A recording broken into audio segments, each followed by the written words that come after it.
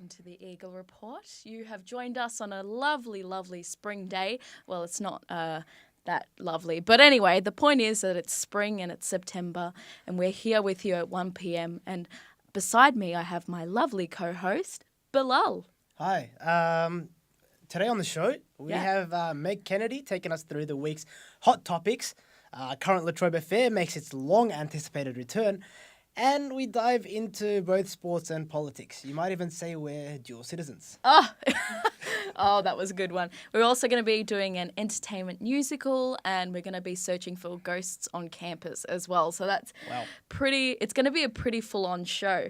Don't forget to tweet us live at Eagle Report LTU. It's very important that you do. It's a bit like Q&A. If your tweet gets on the show, you're going to be pretty much a star from now on. and we won't attack you. Yeah, we definitely won't attack you. Yeah. So Awesome. unlike Q&A. Yeah, I do as well. I really love Q&A. It's my favourite. And also, you can watch us on Ustream. You can also watch us on Facebook. We're streaming live through Upstart Magazine, their Facebook page. And we're also live on the big screen in the Agora. So we've made it. Yeah, I know. We finally really made have. it onto the big screen. Oh, if you're watching us, please walk past the window and give us a wave. We'd be very appreciative, and we will feel like stars. Yeah, we'll actually feel like stars. Yeah.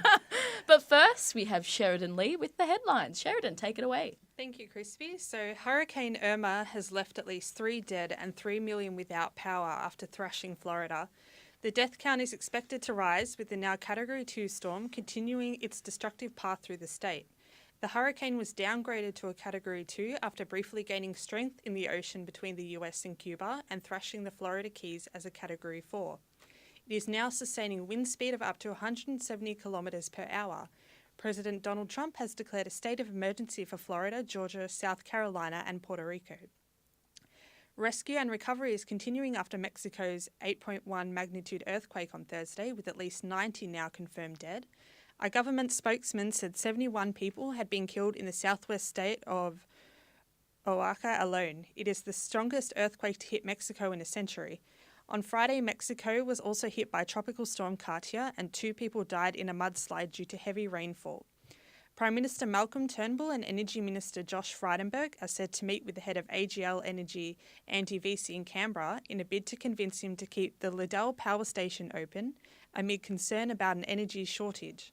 A report last week warned of increased blackout this summer and a 1,000 megawatt shortfall in baseload power from 2022. Mr Turnbull this morning argued the most obvious solution to prevent power shortage was to keep the plant open. The government wants AGL to keep its Liddell Power Station in New South Wales beyond 2022 or sell it. Mr Vesey insisted that AGL is getting out of coal and Liddell is going to close at the end of its operating life in 5 years. The company said they had advised of its closure in April 2015. Police have charged a 29-year-old Caroline Springs man with murder after a fatal incident in Caroline Springs on Saturday. It is alleged that a fight broke out at the Corso Grillhouse restaurant on Gourlay Road at 2:15 a.m. on Saturday, when 31-year-old Denny Domovsky was stabbed and died at the scene. The 29-year-old has been charged with murder, affray and aggravated burglary. He appeared before the Melbourne Magistrates Court this morning. A Victorian father of 3 has drowned after trying to help another man rescue his 4 children caught up in a riptide at a Wollongong beach. Sean Oliver, 32, was reaching the man's 2 older children, aged 10 and 12, while the man got his 2 younger children to shore. An off-duty paramedic pulled the 10-year-old to shore while the surfer reached Mr Oliver and the 12-year-old, but Mr Oliver was already washed out at sea. He was pulled from the water by 3 policemen and given CPR but later died in hospital. He left behind a wife and 3 children. Pope Francis got a black eye after losing his balance while riding the Pope-mobile through a crowd in Cartagena, Colombia on Sunday.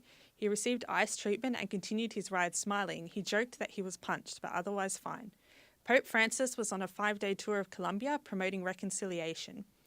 Rafael Nadal has won his 3rd US Open and 16th Grand Slam title, beating South African Kevin Anderson in a 3-straight set at Arthur Ashe Stadium in New York.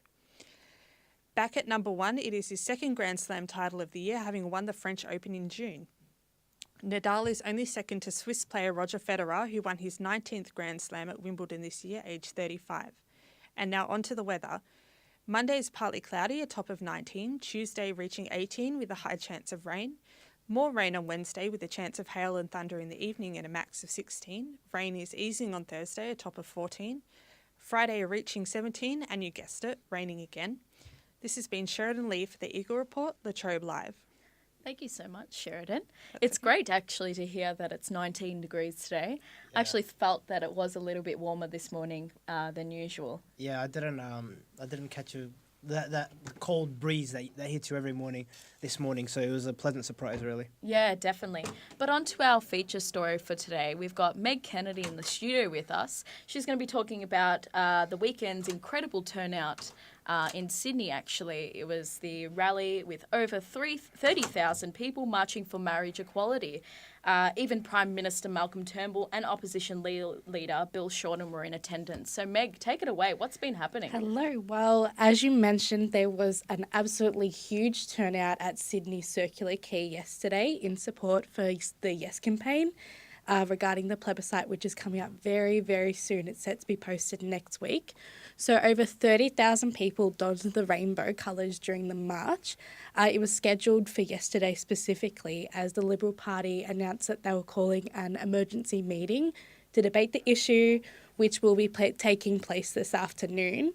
Aside from the rally, there's been a hashtag going around Twitter for hashtag put out your fairy lights. Oh, I love it. So some households in Sydney have actually been donning their fairy lights a bit earlier this year before Christmas in the shape of the word yes to let the community know which way they'll be voting, which is pretty cute. Oh, that is so adorable. I believe there's a Snapchat filter going around, actually. There is, yeah. I think a couple of Facebook ones as well. Yeah. I've seen the Simpsons reference yes, where Mr. Burns is saying yes to marriage equality. And I've also seen that Snapchat's done their little 57 days until the plebiscite is actually closed, so the vote's over. But yes, it's very interesting. So, pretty much it's really good. But it's going to be interesting how this plebiscite actually turns out, I think. Definitely, since it is in the eyes of the Australian public, basically. And it was really surprising to see both politicians in attendance at the rally. Exactly. Opposition Bill Shorten spoke at the rally, actually, saying that for gay Australians, LGBTI Australians have to go through a different lawmaking process to the rest of Australians, and it is unfair. And he said, if I'm elected Prime Minister, Tanya and I will introduce a legislation to marriage equality in the first 100 days. So that's what he promised. But early in the day, and a little bit more surprising, basically, was that Prime Minister Malcolm Turnbull did make a surprise appearance, and publicly for the first time he announced that his position on same-sex marriage, where he stated that he will be voting yes in the postal vote. Wow, and that's great. That this is fundamentally a question of fairness. And according to news.com.au, Turnbull listed the English-speaking countries around the world that have already legalised same-sex marriage. So you have Ireland, US, so many others are saying that this change has already happened around the world. So it's obviously great to see a massive amount of support from both leaders at each end to share their support, which is a big difference to some other comments by former Prime Minister Tony Abbott, who is a part of he is campaigning, I can't even speak today, campaigning no, and he said that the post will stop political correctness in its tracks. So two different ends of the spectrum there, but it is great to see that the hands of the decision will be in the Australian public, as well as our own, basically are both leaders supporting the Yes campaign, which is great. Yeah, and I think whenever Tony Abbott comes up in a conversation, it kind of it's always something there. Yeah, Tony, what are you up to now? Yeah. At least he's not running in underwear anymore. Oh, yeah. Or eating onions. Oh, yeah. We'll never forget that. But it is really great to see the support of our leaders in regard to the rally. Is there any more news on the plebiscite itself, though? Yes, there is. So on Thursday, there was news that the High Court has ruled that the postal survey is set to go ahead. The Huffington Post reports that the forms will begin appearing in letterboxes as early as tomorrow from the Australian Bureau of Statistics, and they give us enough time to fill out the vote and return by post by November 7th, which is the deadline, but everyone is being urged to return by October 27 just to make sure your vote is included. And the results are expected to be released the week after on November 15th. So obviously that week in between is going to be very intense, very huge. So it'll be interesting to see how that kind of turns out there with everything coming up so quickly now within the next couple of months. Yeah, I feel as though the end process of the plebiscite will be the most hardest thing.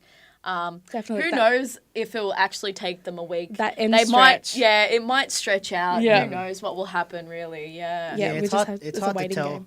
There's been a lot of campaigning on both sides. Yep. There was the no ad last week. How have you seen?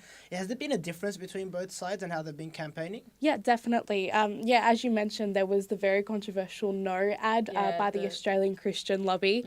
They targeted families particularly to vote against same-sex marriage. And I did a bit of digging, and there is a pretty big difference in regards to advertising, particularly on television, as there are a few restrictions for non-electoral related campaigns such as this, but they still are classified as political, so it's still going to have an impact on the way society is run, basically. And as they are classified as political, they aren't bound by the same normal discrimination and vilification rules as normal commercials. So these are set in the Code of Ethics by the Australian Association of National Advertisers, or ANA. The television networks still have the right to reject these advertisements that are made, but all three commercial networks, so that is 7, 10 and 9, as well as SBS and Foxtel, will be airing ads from both sides of the campaign. But aside from this, it will be interesting to see when and where these specific ads will be aired. As mentioned, I read in the Sydney Morning Herald that will we see like a no campaign during a very left-leaning show such as The Project, where they've openly said that they do not support the no campaign, but it will be kind of contradicting to see if one is aired during the show. Yeah, that's right. So overall, that is a bit of a loophole regarding those advertisements, and we will obviously be seeing a few more in the upcoming weeks. So it'll get pretty intense, basically, in every form of media.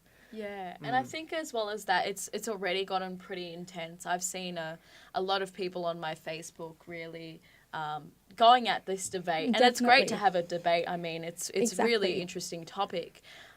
But a few comments have been made, and it really does affect both sides. So I think it's really important. Hard, yeah. Especially because the internet, especially like Twitter and Facebook, which are huge platforms for discussing these, are quite unfiltered with what you can say. Obviously, traditional media have their regulations, but with internet, it's a free for all, and that can be both good and bad. And I think we're going to see the effects of that, and we have. So it's going to be interesting to see as everything continues on the effects of these and what's going to happen. Yeah, exactly right. Yeah. Yep.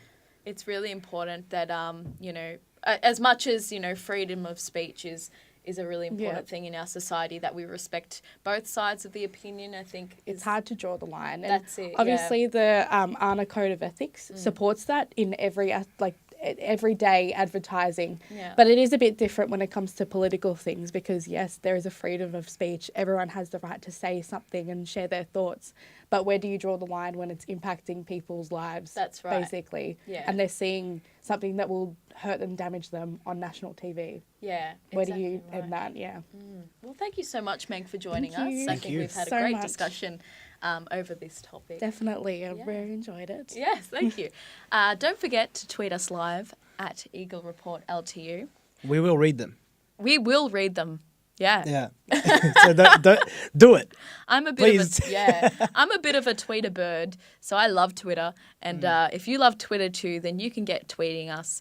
And also, if you're watching us in the Agora, don't forget to wave and say hello. But up next, we have a very interesting story, and it involves ghosts on campus. Yeah. Ooh, scary. Stick around. Yeah, stick around, guys. So, what are we doing, Cal? We're going to find somewhere haunted at Latrobe. There's a few places I've heard rumours about. Boss, I think we've got company. I thought this was an exclusive. What? Who tipped them off? This was our thing. That coming through? Hello. Hello, I believe in ghosts and fairies. Is that cool? Welcome to Ghost Central. Our first location of today is this rather ominous abandoned building area. Now, you can't find it on any maps, but one man did discover it, an amateur ghost hunter called Brenton.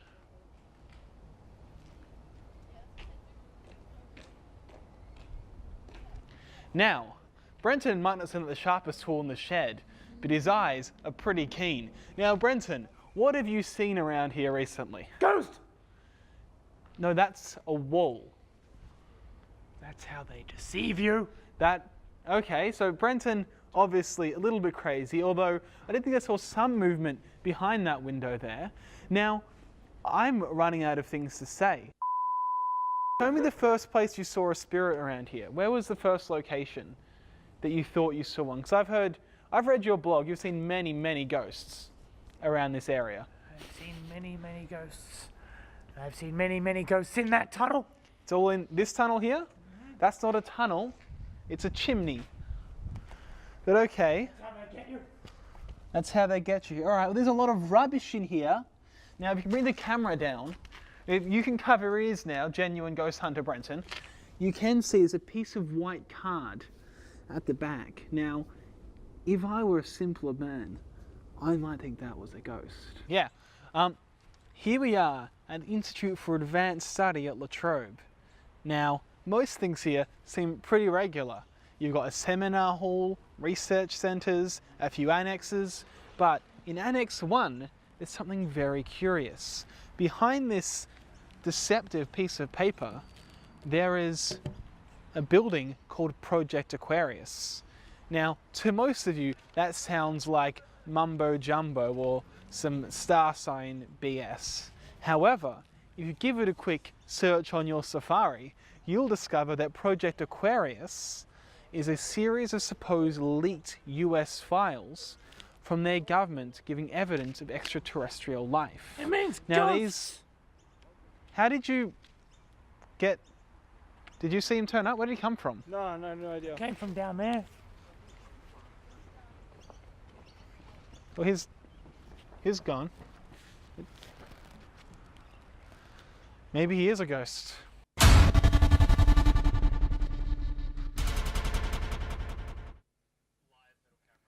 Well, that was pretty interesting to see Cullen come back from the dead and discover the ghosts of La Trobe. It's pretty intense stuff right there. Yeah, it is. Is it time for sport? Can I take it away? Oh, you can. I'm going to step back and I'm going to just nod away. All right, thank you very much. We're going to talk EPL first, Ahmed. Ahmed Abouid, introducing Ahmed Abouid, everybody. Thank you. Give him a round of applause if you're watching at home. Ahmed, we're going to talk EPL. There was the incident involving Sadio Mane, the controversial red card. In the 5-0 loss. In the 5-0 loss to Liverpool. Yeah, I didn't want to mention that for our Liverpool fans. But so they did lose by 5-0 to Manchester City. Yeah. And if we take a look at the red card incident now, Sadio Mane just getting in behind the defense. Ooh. And That's a clear red. yeah, he desperately tried to get latch onto that ball, because as soon as if he does get to that ball, he's in on goal. So it's as simple as that, really. Yeah. And what was the score at that point? It was 1-0 at that point. So Very that was a crucial that was a real game changer. That kind of just turned the whole tide in their favour. Yep. That wasn't great from Liverpool's point of view. At that point. And just on the whole game now, they obviously went on to win 5-0. Yep. So do you think that point was kind of the turning point for the whole game? Yeah, I think, definitely, 100%. I think. So you think it was all Mane's fault, or you just say unlucky with his foot going that hard? No, I think as a manager, your player has to go for that ball, 100%. If your player is not going for that ball, then there's probably more consequences than if he does go for the ball and there's no answer. It's just the way I see it. The risk is worth the reward. So if he were to get to that ball, as I touched on earlier, he just taps it past the keeper, he's in on goal, it's 1-1. That's it. That's the whole game. That's Liverpool right back in the game. Sorry. But then he mistimes his leap, and he connects with Edison's 5-0 loss. jaw. You yeah, think that's, and that was worth yeah, the and shot? then he backfired. But that's sport. Yeah, sometimes Yeah. you gotta take risks and. But yeah. surely you can't be happy, not happy, but content with your play going up. And he's probably one of their best players, Mane, getting sent off, losing the game 5-0. Yeah, but knowing you can't be okay with that. knowing the way Jurgen Klopp manages, or not knowing him personally, but knowing the way he manages, he loves his players pressing and going for every single ball. I think he would have loved So you think that. the 5-0 loss in a 38-game season? It's not Jurgen really... Klopp actually said after the game, I'd rather have one 5-0 loss than 5 1-0 losses. So I think he sees it as kind of glass half full more than glass half empty. Fair enough. The players will learn. Move on from this. Moving on to AFL, Ahmed. Yes, AFL. It was the first week in the 2017 final series. Very highly anticipated. Firstly, we're going to look at Geelong and Richmond. Not one of the best matches of the round. It was very defensive, wet conditions. Richmond were able to take the win, but we're not going to look at that. We're going to look at what happened after the game and before. People speaking about Richmond getting their home game at the MCG. Geelong obviously finished second, had the rights to a home game, had, only 20,000 fitting in their stadium. Obviously, they sold out 95,000 at the MCG, so the AFL decided to move it to the MCG. Richmond got a home game, even though they finished third. They obviously took away the win. People are trying to say that just because Richmond got the home game, they were gifted the win. I don't see it like that. I see the better team on the day we were won. Dustin Martin was absolutely superb, probably one of the best quarters I've ever watched from one single player. Carried the team on his back, took them all the way, and it was just a sensational effort. So what do you feel about the controversy about them going to play their home game? To be fair, I think I wrote an article on a website we managed together, Bain Media. Check it out. Just a quick plug. Plug. Saying before the game even happened that they have the advantage of playing an away game at home, and that advantage came to fruition. Really, I think it's a pretty big advantage. Geelong's fans, I think the majority of their fans obviously are in Geelong, but they do have a fan base in Melbourne, and I'm sure their fans would have still travelled down. But it's not like playing at home. Like it isn't. But even if they had it at Carradina Park down there, all Geelong fans wouldn't be able to get in. So I'm sure before the game they were happy. That's a fair call. Excuse, so the attendance is always a big factor, and well, you would have had 77,000 people missing out. Yeah, and I think the AFL's call was kind of justified with the attendance that came to fruition, Exactly. 95,000 people. Yeah, almost sold out. So that was, I think it was real worth it. And the game was, at the end, it was pretty good to watch Dustin Martin take over. But now we move on to the game of the round. Absolute ripper. We're going to Saturday. It's Essendon versus Sydney. No, that's a joke. It's not Essendon versus Sydney. It's obviously Port Adelaide versus West Coast. That was awful. As an Essendon fan, awful. Absolutely Yeah, awful. that was no good. But Port Adelaide versus West Coast, probably the game of the century. Now. Come on. Well, it was elimination final. Absolutely crucial game for both teams, both seasons on the line. Here, I just wanted you to have a look here. 10 minutes and 20 seconds to go in the fourth quarter, and Drew Petrie kicks West Coast's final score for the last term. Obviously, that wasn't enough, as here Travis Boak gets it behind. And we see our third ever extra time match in AFL footy. Here you can just see the desperation at the end with Mackenzie taking the ball over the line. Absolutely gutsy stuff. We were set up for a massive extra time. Pretty much everyone in Australia was watching this. How did you feel about the game? You enjoyed it? I was, mate, I'm telling you, if there's a game that gets me to ball. turn off the EPL, the English Premier League, the football, the soccer, which is my main love, and gets me to switch to the AFL, that tells you it's a great game. Yeah, exactly. It was absolutely jaw-dropping. The EPL was kind of just brushed to the side, and as soon as this game went to extra time, I think every single... Not even AFL fan, every single fan of sport or of life. Entertainment of life. If you want to be happy, you of were entertainment. was tuned into. Yeah, even Kristen was watching, and she's never watched the game in her life. That's right. Yeah, that means it was something special. Yeah, that tells you a lot. And here we're just moving on to the last play of the game. Amazing. Here you just see Pollock. The controversial tackle. Very controversial. Look. I'll tell you what. There's absolutely no controversy with that. You don't think so? None whatsoever. It was probably the most clear high tackle of the year. I can see it from both sides. Yeah, but Luke just to Shuey, move the controversy out of the way for a second, for Shuey to go back, stay composed, stay calm. Yeah. Kicks it through. That's a hard kick with all 20,000 fans. After four booing. quarters plus two extra time periods of extra time. You can see why West Coast was so happy. Yeah. But unfortunately, the controversy was one of the main headlines the day after. A lot of people talking about the tackle. You said one of the most clear high tackles you've ever seen. Look, over the years, Luke Shaw has been accused of dropping his knees and trying to get the high tackle or trying to get the foul for the high tackle. Every player does yeah, it. but that's my point. Every player does it. How many times has Joel Selwood done it? How many times the umpires are trying to crack down on it. Done it? Yeah, I think the Sel was practicing in their backyard. Really. Yeah. Honestly, it's not even. But there was a rule put in place. If a player helps, if we just look at it again, if a player helps to get the tackler to go head high, you can see that he shoves him up with his arm. He aids him in doing so. So he kind of helped him to get the high tackle. So it was kind of a little sneaky play. It's very hard for the umpires to call it in that. The umpires, don't get it in slow motion. Yeah, no. They get one look at it and they've got to call it. Yeah. And it was a little late. You can tell he thought about the umpire. If they hadn't called it, come on. Yeah, Pans would. Yeah, exactly. You know Either way.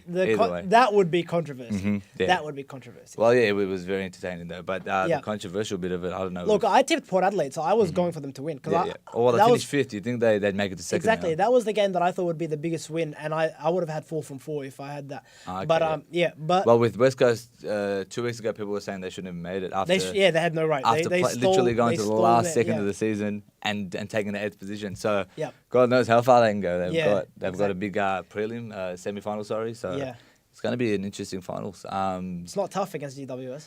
It is tough. It is a little tough. Not as tough as it would have been. GWS kind of choked a little last week. Yeah, but, not as tough as it would have been if they had to face Geelong. But Geelong would have been tough. Geelong's going to be a massive game. They're just big games all over. Unfortunately, though, this past week wasn't full of. There were blowouts, but then that game kind of just made. That game brought it all back. Yeah, it made us see why the season was so good this year. Yeah, it was interesting.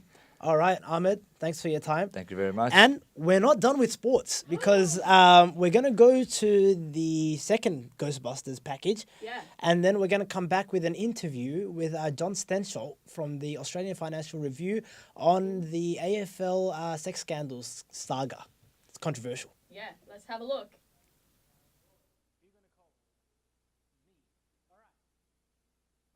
Here we are inside Project Aquarius.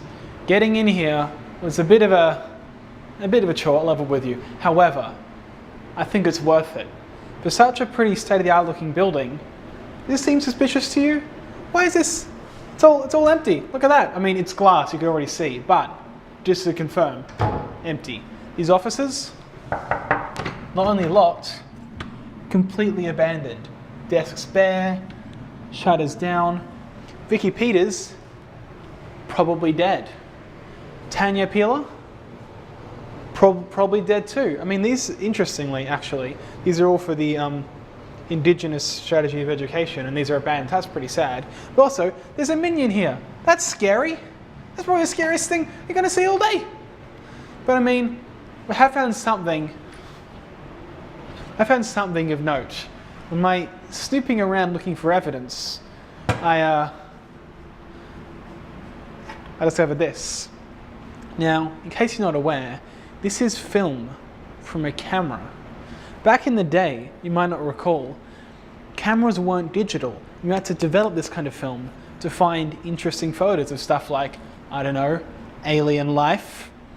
Now, I'm going to take this to my team in the lab and do some investigating to figure out what are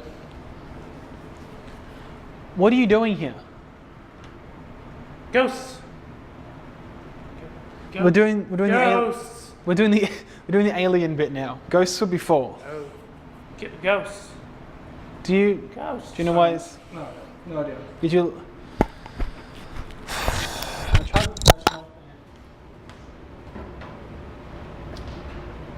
How come he never sees you?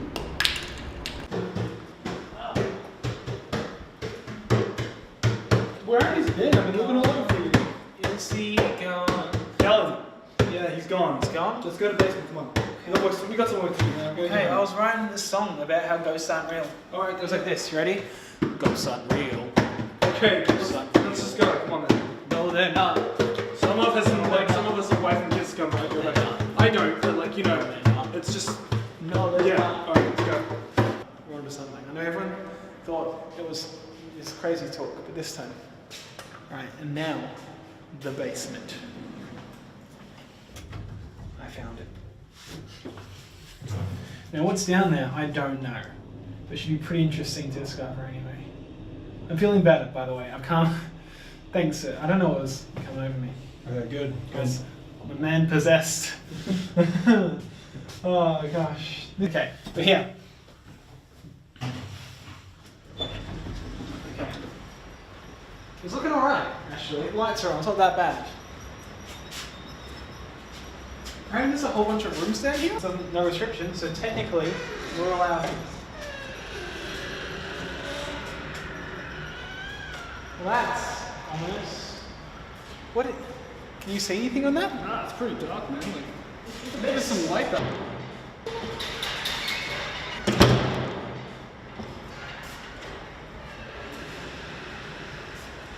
Dude, can't see anything. You alright? Yeah. Alright? Yeah, it's all good. It's here. Dude, whoa. It's been so long. Dude, it's been like, we've been here for like 30 seconds. Calm down. Get off me. Get off me. It's so dark. And I don't have any reception. I can't see any of my Instagram followers. Okay, man. We're fine, alright? I literally don't know how the scene is.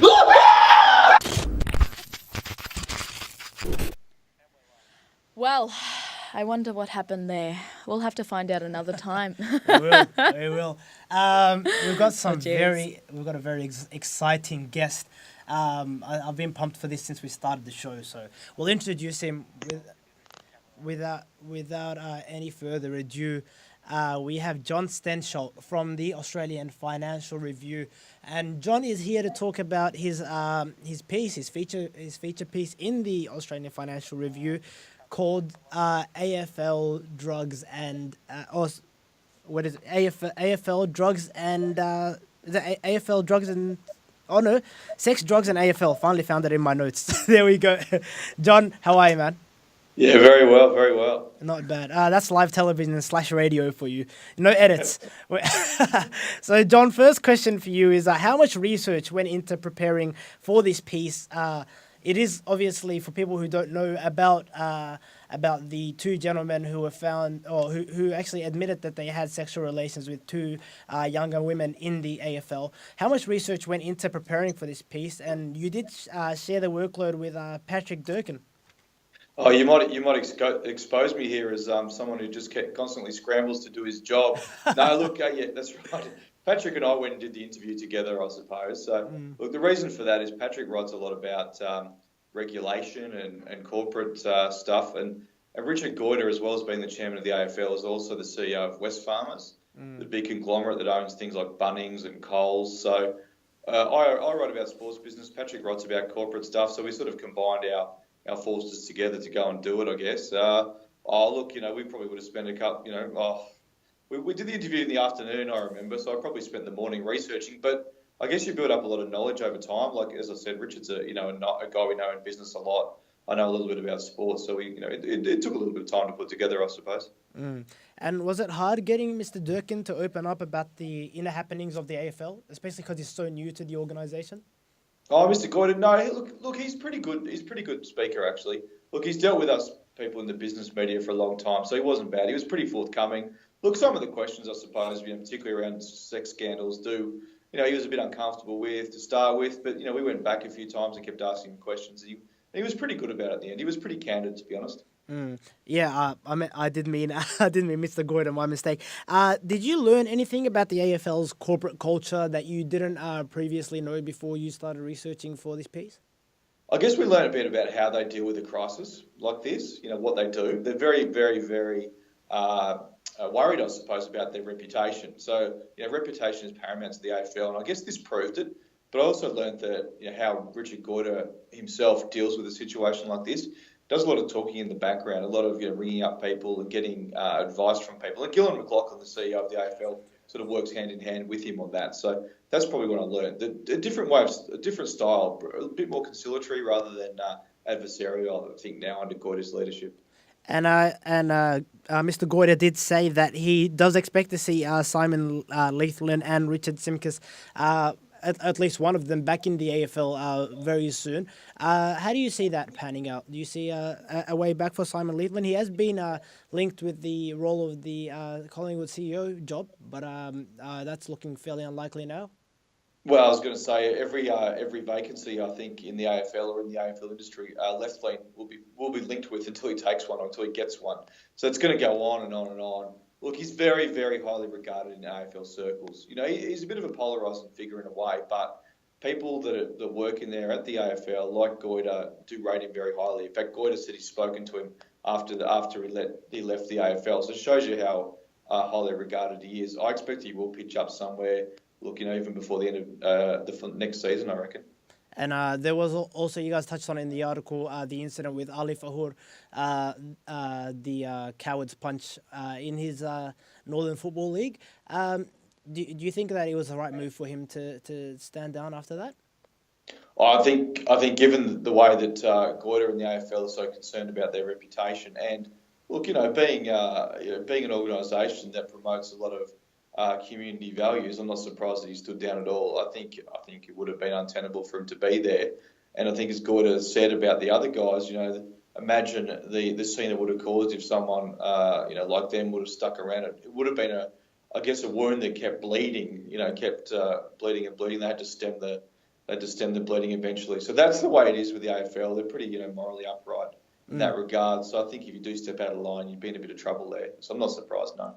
Yeah, and just last one before we let you go. Do you think it was the right move by the AFL or whoever controls the media releases over there to disclose the names of the females involved with the scandal? I think it came out in the Age first. Okay. So that's probably where it came out. And I think once that happened, or maybe it came out in a couple of places, became a little bit of an open season. Look, for me personally, it's a bit of a hard one.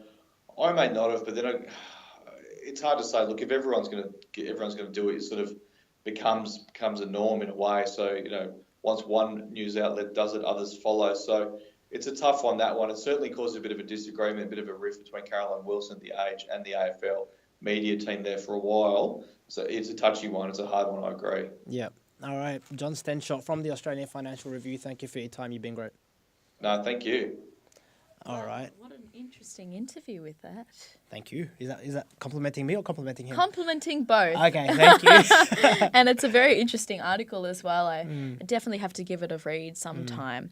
But now we're on to another fun interview with our next guest, who actually is known as the main character in Alexandre Dumas's work, The Three Musketeers. Please welcome to the Eagle Report, the Musketeer. Merci. But I believe you were supposed to use my full title. That is what we agreed when you brought me.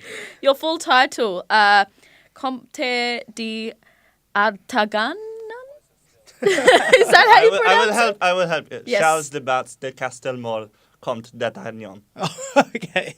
I don't know if you helped or if you just redid it. Yeah. If you just did it all over again.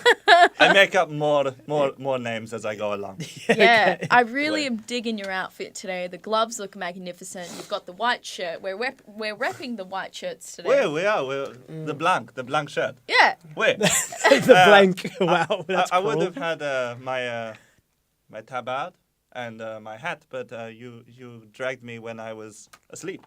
Oh, really? Unfortunately, when I'm on campaign currently. That's probably why your hair looks so uncombed. A little bit.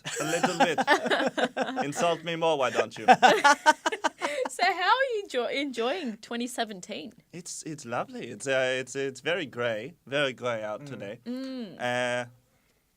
But I'm enjoying it. It's modern. It's modern. It is very modern. It's chic. It's chic, as we say. Yeah, and we've got, all different kinds of technology nowadays. So to bring me back as well, yeah. I know. Wait. It is so good to have you back here. And it does feel like we bring back so many people that look like you. I mean, it's strange, really. I know. And you all seem to have the same voice, same accent. I know, same right? I think the accent has changed a little bit. There's some suspension of disbelief in some aspects. And did you kill Calvin? Who's Calvin? He sounds he's pleading his like innocence. like a very handsome man. Yeah. He's pleading his innocence by he's pleading the fifth. He's pleading the fifth. He doesn't want to incriminate himself. Yeah. Yeah. So, can you tell us a little bit about your childhood? Well, I was born in Lupiac in Gascon in around 1614. I have 7 siblings. 7. Well, I was 7th. Oh. So, a litter of 7. Yeah, no wonder why your parents didn't want to create any more of you. Exactly. Yeah, they saw him. They're like, "Oops, we've maybe gone one too far." That is not very nice. We're not very nice to our guests here on the Eagle I'm Report. sorry. No, I saw the interview. You were horrible to him. You forgot your notes? Oh, Oh, no. he's biting back. He's biting back. That is what we French do. Yeah. No, I was childhood very, very well off. But in around 1630, I joined the army, the French Guards, to make something of myself. And later on, around 1644, I joined up with the Musketeers, the Musketeers des Rois, the King's Royal Musketeers. Ooh. Oh, wow. And that is a very prestigious regiment for where I am from. And did you have a dislike for the Cardinals Guard? There's been The Cardinals some- Guard. Oh, some no. questions have been asked. I've heard in the book, yes, I do not like the Cardinal Richelieu. We had, you see, the Cardinals Guard is another elite unit in France. And so there's some rivalry. But we continuously would fight in the streets of Paris. But, do not like the Cardinals Guard. Have you been back to Paris since you're back in 2017? Have you gone back to Paris? Yeah. No, I have not. But I did hear there is some strife going on there. Yeah, Oh, no. There have been some changes. A little bit. Yeah. A little bit way. No, but it's looking good. Is it? Yeah. Yeah. Looking like the city I love. Yeah. Of course. And who became your patron while in the Musketeers? In the Musketeers, my patron was Cardinal Mazarin. Ooh. And he was the protege of Richelieu. So there was a bit of intercommunication between the Musketeers and the Cardinal's Guard. And for him, I was a spy. Okay. I ran missions. Because when I joined the Musketeers, they disbanded 2 years later. Ah. Oh, no. So I only had a little bit of time to enjoy them. But I ran missions for Cardinal Mazarin and established a name for myself amongst the royalty. I became good friends with King Louis XIV, the boy king, when he came to power. Yeah, and have you considered joining the CIA? The CIA? Yeah. What is that? The CIA, the Central Intelligence Agency in the United States. The United States. I do not know what this is. Oh, it's this new country. It's been around for a few hundred years now. Yeah, it's not that great. But the CIA, it might suit you. It might. Since you like spying on people. Do they sword fight? They no, they use guns. The guns are whole. I don't want to teach you about guns. We have guns. I Oh, you know had guns. Yes, Yeah. they take a minute to reload, and you fire one shot, and it might blow up in your hand. But Yeah, no, they've evolved a little bit. Yeah. musketeers Yeah. involve muskets. It's in the name. Yeah, but but guns are a whole new thing. If you had guns, oh my, no one would be alive. We have guns. Yeah, but it's if in you had the name. if you had these guns, These guns. yeah, these Yes. They guns, must have evolved then. they've evolved. Yeah, no, wait. you can fire hundreds of rounds in a minute. Oh. Yeah, just go. That's like They don't sound very impressive. yeah, What's that? They're a bit louder than that. I just don't want to pop the mic. Yeah. Yeah. That too. Yeah. Yeah, but they're very loud. Yeah, you need like headphones like these when you're testing them out, but they block the sound. So they hurt your ears a lot. They Yes, do, yeah. But you're used to hurting ears, aren't you? A little bit. Yeah, you I've hurt, cut but off you my hurt ears all in my body shirt. parts. Calvin, I told you to stop playing games. Who is Calvin? You're not a historical person. I am a historical person. You need to leave. Would you just? Oh my goodness. Oh, okay. Let's shut this door really quick. No animals or historians Jesus. were hurt in the making of that segment. Yeah. Rest in peace, Calvin, wherever he is. Yep, Calvin and Calvin's ancestor. Yeah, I don't know what I was going to say, but Such a strange segment. Anyway, are we getting back to level ground? Yes, I think we're getting back to level ground. Yeah. We actually got our lovely political expert in the studio with us, Sheridan Lee. Hello. Hello. Sheridan is here to talk about the government's media reform. So, what is exactly in this package that they're bringing out to us? So you may have heard recently that the American TV giant CBS is moving to buy Channel 10. And so that's brought attention back to Malcolm Turnbull's media reform that he's been trying to get through the Senate ever since he made the announcement ahead of the federal budget in May. So it's been quite a long time. He's been struggling to reach a deal with Labor, the Greens and the Crossbench, including Pauline Hanson. Sorry, Kristen. Oh, gee. But what they put before the Senate originally, just some of it, is that to remove the cost of licensing, so it will help, broadcasters save a lot of money in that way. Increasing coverage of women's sport, restricting gambling advertising during live sport, which I think is good. I don't think anyone can argue with that. Yeah. And then the most controversial is axing the 2 out of 3 rule, so preventing a single company from owning a radio, paper or television in the same area, so to increase diversity. And there's been a lot of disagreement, particularly over this rule. And why do you think there's been a lot of disagreement with that rule? Well, some see it as if you get rid of the rule, then it can lead to monopolization of media ownership. So I think Rupert Murdoch is the expert at that. Yeah. So, for example, one person or one company could then own multiple radio, paper and television in one area, and you wouldn't have as much diversity in opinion or in content. I think it's really important, especially in this day and age, is you need to listen to more than one voice. You can't just listen to one person or one opinion. So it's important to have diversity there. Yeah, exactly. And who is voting with the government and who's not? Who's against them? So Christine's favourite person, Pauline Hanson. Oh, gee. It's the fire to my heart. One Nation has given conditional support to the government on this policy in exchange for a $12 million increase in funding to community broadcasting, which I actually think... actually pretty good. I think that's pretty good. I think that's quite good as well. But they also want changes to the ABC. Now, they want financial transparency from the ABC, so if someone has a salary over $200,000, they want to disclose that publicly. I don't know how I would feel or you would feel personally about having your salary or your income just... public to the whole country. There's precedent with it with Ahmed Fahour and how that went down for him. So I'm not sure that's a great idea. I think in that kind of in the media industry, it's not relevant and it shouldn't be. Yeah, he was crucified for that. Yeah, that's right. It's a really difficult. And I think Pauline Hanson was one of the main people crucifying him as well, saying that he's a public servant. How could he be making what was he making? $5 million a year? And that's I think that's bizarre. I don't even want like my close friends knowing how much I make because it's something so personal. Yeah, not that I make much, but not at this point at least. They're also asking for political impartiality. So they want the ABC to include the word fair and balanced in their charter or their code of conduct. As we know, Pauline Hanson has had quite an interesting relationship with the ABC so far. She's seen them accuse them of, purposely putting out negative coverage of her in One Nation. And they also want the government to register foreign ownership or interest in Australian media, which the government has agreed to. So, for example, CBS buying Channel 10, you would have a register of who's owning what and who's not. Okay. Wow, that's pretty interesting. And what about Labor and the Greens especially?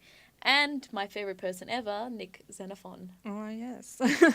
So Labor, as per usual with dealing with the coalition, they're vehemently opposed to changing the 2 out of 3 rule in particular, arguing, as I said before, that it would obviously lead to concentration of media ownership. And it's important to have diversity.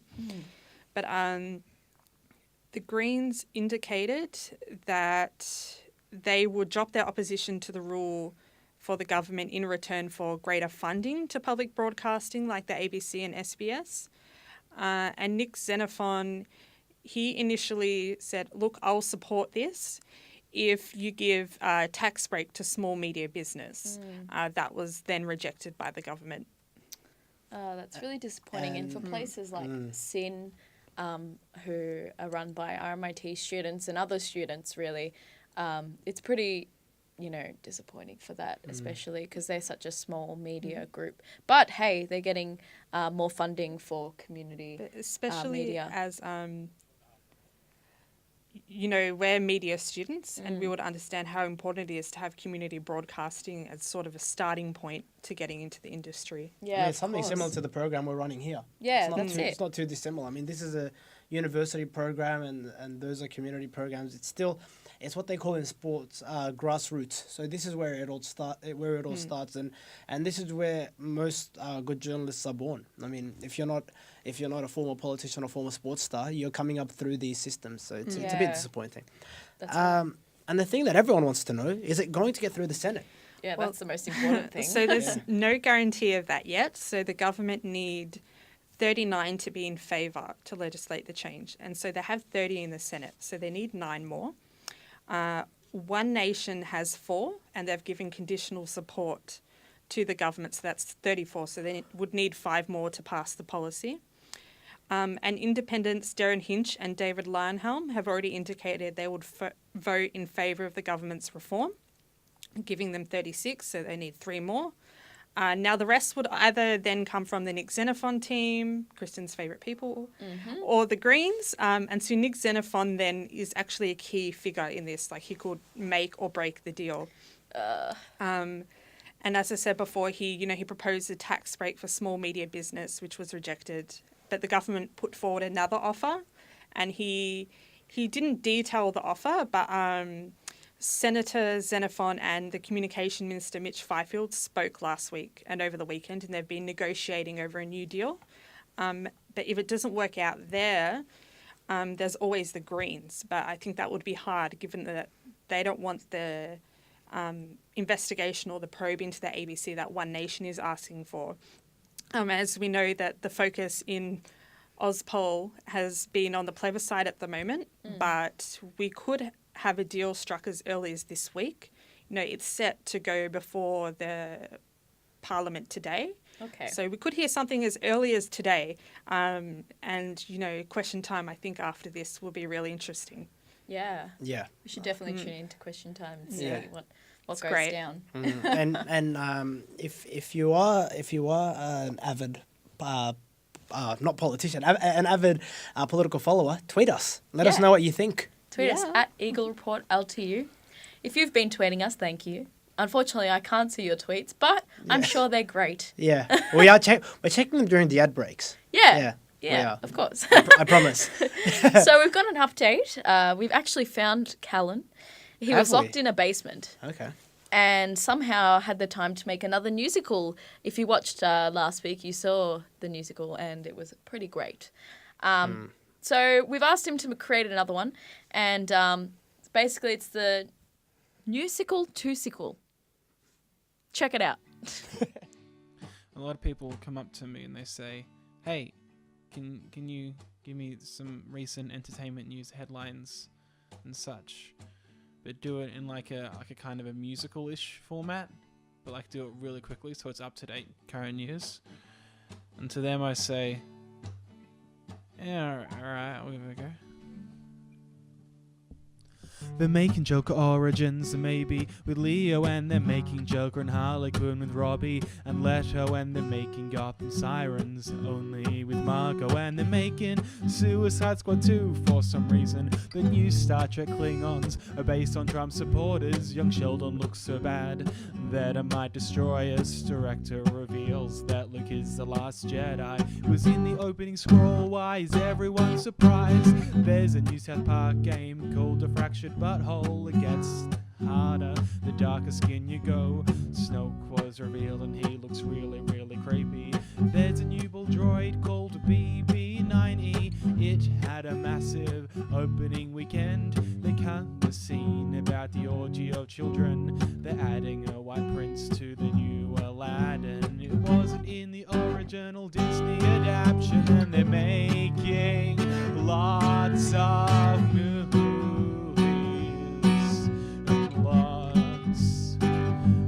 TV shows.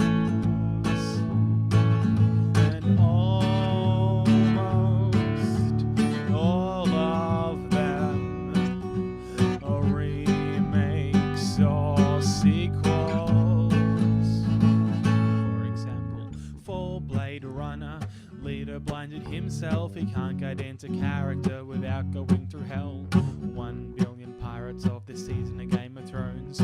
Turnbull predicts the victory of Jon Snow. Malik has shown pictures dressed as Freddie Mercury for a biopic called Bohemian Rhapsody. YouTube Red has got a sequel for Super Size Me. In the next Bond film, he will get married. The Mickey Mouse Club is back.